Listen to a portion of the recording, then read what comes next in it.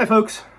Yesterday I shot a video on how to make Heavenly Hash, which is a candy that my grandmother introduced me to many years ago, and that I had all but forgotten about until just random memory hit me while sitting on the couch with my wife having ice cream.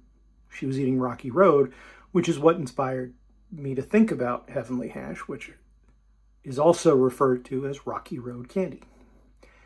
Now, despite being careful and despite checking my sound equipment, for whatever reason, none of the audio recorded.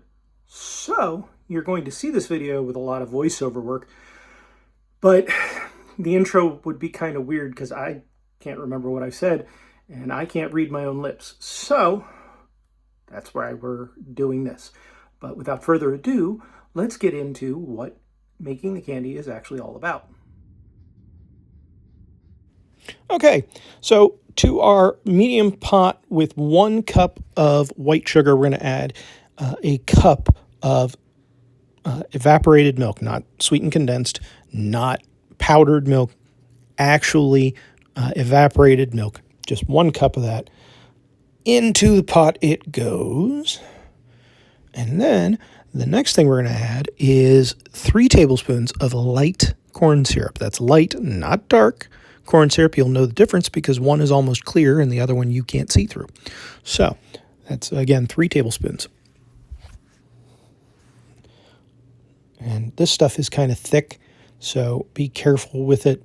As you can see, I'm measuring it directly over the pot because I don't want to make any bigger mess than I'm already going to make. I think if you've watched any of these, you know I'm going to make a mess at some point. So that's number 3 going in. Now we're going to grab our whisk after we lid up the corn syrup so that it does not spill and, as I said, make a mess. Get whatever we can out of the measuring spoon. Give this a good whisk to combine our thick syrup, our sugar, and our evaporated milk. That's a lot of sweet in that milk.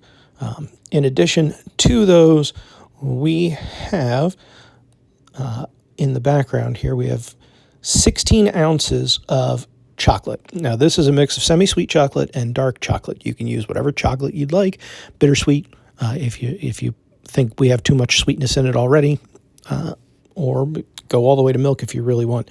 This is 2 cups of roasted salted almonds. And then we have 2 cups of miniature marshmallows. Those 3 things are going to make the filling, but the base is in this pot. And that's what we're focused on at the moment.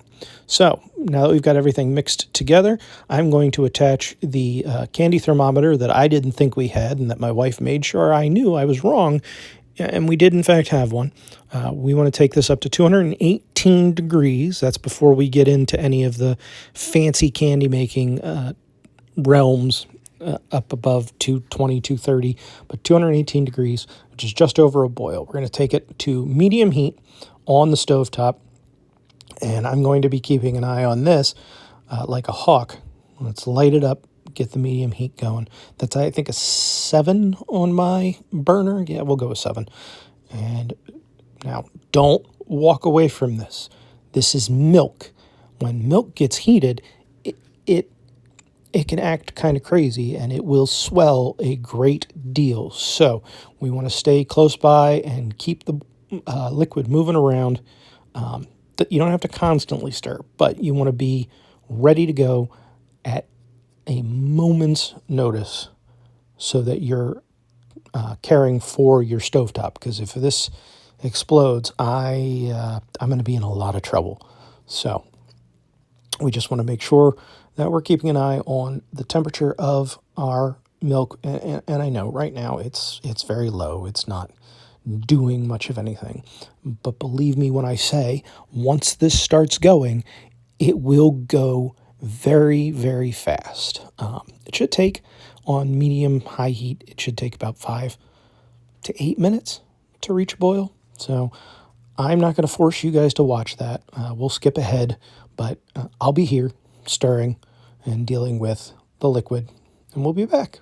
Promise.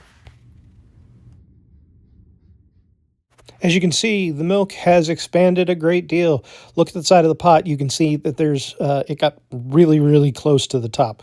So what we want to do at this point is just stir, stir, stir, stir, or whisk, depending on which term you prefer to use. But yes, your hand is probably going to cramp a little bit, but you have to keep this liquid moving. If you don't, you're going to make a mess all over your stovetop, and you don't want that. You do not want to have to clean up a milk massacre on your stovetop after you were uncareful with boiling milk. I understand it's evaporated milk. It's still milk. It still reacts, and it's still going to make a mess. So keep your whisk moving. This is important. Believe me, it will be worth it when all is said and done. We are shooting for 218 degrees Fahrenheit. Just keep whisking. Once we've hit the 218 degrees, we take out our thermometer, and then we are going to move our pot off of the heat. This is the important part. Get it away from the heat. We want it to cool down, and we're going to give it about 2 minutes to do that before we start adding anything. Okay, after 2 minutes have gone by, we're going to add a teaspoon of vanilla. If you have to measure it, go for it. If I'm just going to eyeball it because I've been doing this a while. So 1 quick teaspoon of vanilla, and then we're going to start to slowly add in our chocolate. We're not going to add it all at once. We're going to add a little bit at a time. Make sure it gets nice and melty in there before we add in the next batch. Now, there is plenty of remaining heat in this mixture to melt this chocolate. It is going to take a little bit of stirring. Don't stop stirring because you don't want it all to just sink to the bottom and sit, but you want to incorporate the chocolate into the milk and sugar mixtures.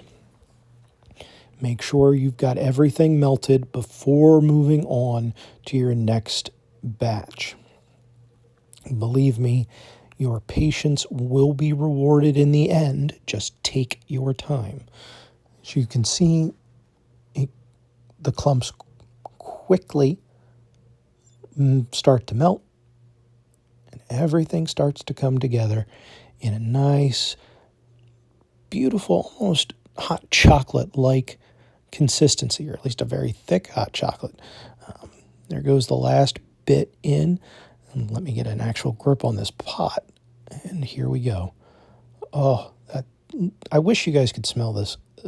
I mean, I know you can find chocolate to smell anywhere, but this was amazing to have in front of me, and very difficult for my camera person to avoid deciding to dive in and eat it. But we're going to keep stirring this to make sure that everything is melted and combined with a silicone spatula for this specific purpose, because it allows us to scrape down the sides and really scrape the bottom of the pot to make sure everything is mixed together. Once this is done, we're going to let this cool for an additional 15 minutes before we move on to our next step.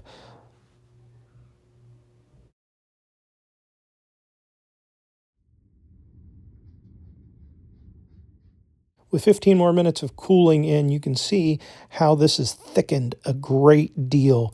So this is the point in time where we want to add our roasted almonds, salted roasted almonds. Keep them whole.